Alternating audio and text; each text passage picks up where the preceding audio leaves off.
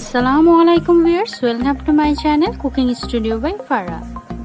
আজকে আমি আপনাদের সাথে শেয়ার করব খুবই ইজি একটি রেসিপি। খুব সহজে বাসায় অ্যাভেলেবেল আছে এমন জিনিস দিয়ে করে ফেলতে পারবেন। অল্প সময়ের তৈরি এই ডেজার্ট খেতে কিন্তু অতুলনীয়। বাসায় আপনারা অবশ্যই ট্রাই করবেন, আর ট্রাই করে আমাকে কমেন্ট সেকশনে জানাতে ভুলবেন না। আর ভিডিওটি যদি ভালো লাগে অবশ্যই লাইক আর সাবস্ক্রাইব করতে ভুলবেন না। চলুন শুরু করা যাক। আমি প্রথমে একটি প্যানে ঘি দিয়ে নিব 1 টেবিল চামচ। আপনারা চাইলে এখানে বাটার বা তেল ইউজ করতে পারেন, তবে ঘি ইউজ করাটা ভালো হবে। আমার ঘিটা আমি গলিয়ে নিচ্ছি। ঘিটা গলে আসলে দিয়ে দেব 1 কাপ ঘি।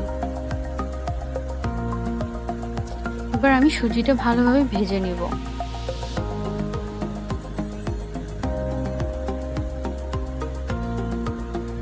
অনেক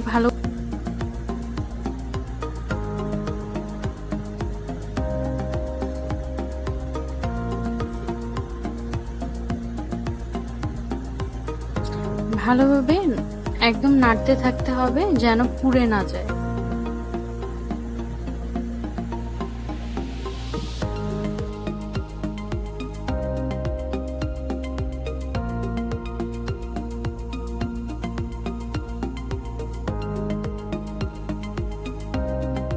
আমার সুজি ভাজা হয়ে গেছে। এরপর আমি দিয়ে দিব 1 কাপের মতো দুধ।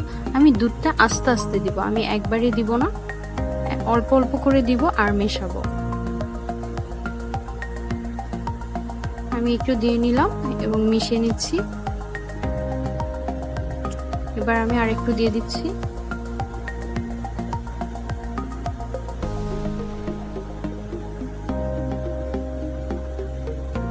আমি পুরো দুধটাই দিয়ে দিলাম।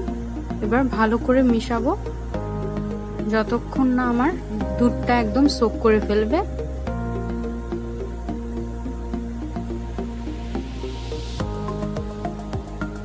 এটা আমি বারবার একদম নাড়াতে থাকবো যাতে একদমই লেগে না যায় আর দলা পেকে না যায়। আমার সুজি হওয়ার পরে ঠিক এইরকম হবে, একটু শক্ত। এরপর আমি একটি বাটিতে ঢেলে নিচ্ছি।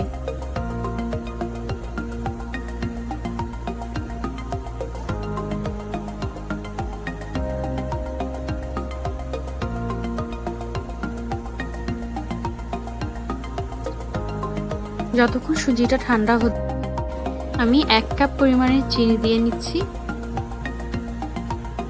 এবং 1 কাপ পরিমাণেরই আমি পানি দিয়ে দিব। আমি শিরাটা বেশি ভারী করব না।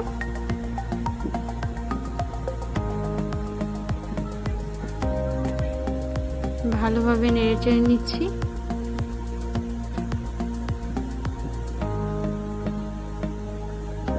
শিরা অবশ্যই ভালোভাবে নাড়তে থাকতে হবে। আমার চিনি গলে গিয়েছে, শিরাও প্রায় রেডি। একটু বলক আসলেই হয়ে যাবে, আমার শিরা রেডি। এরপর আমি সুজিটা ভালোভাবে ময়ান করে নিব। তার আগে দিয়ে দিলাম 2 টেবিল চামচ গুঁড়া দুধ।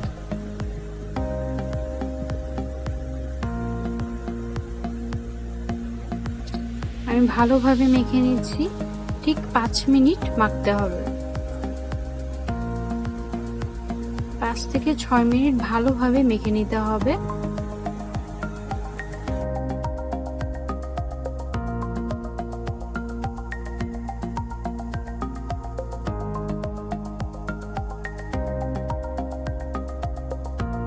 তিন থেকে 4 মিনিট মাখানোর পর আমি দিয়ে দিব 2 টেবিল চামচ লিকুইড দুধ। এরপর আমি আরো 2 মিনিট ভালো করে ময়ানটাকে মেখে নিব।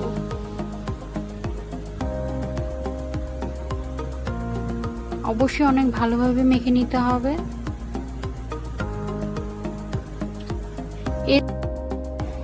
আমি এটা এরকম শেপ দিয়েছি, আপনারা চাইলে যে কোনো শেপ দিতে পারেন।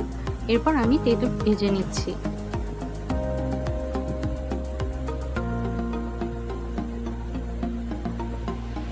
আমি ভালোভাবে ভেজে নিচ্ছি।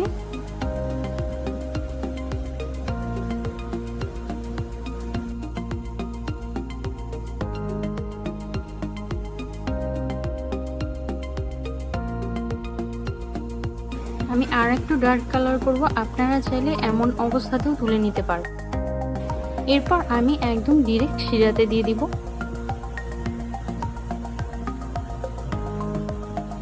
যতক্ষণ পর্যন্ত শিরাতে বড়াগুলো সোক না করবে ততক্ষণ রাখতে হবে। এরপর আমি দেখিয়ে দিচ্ছি বড়াগুলো কতটা সফট হয়েছে।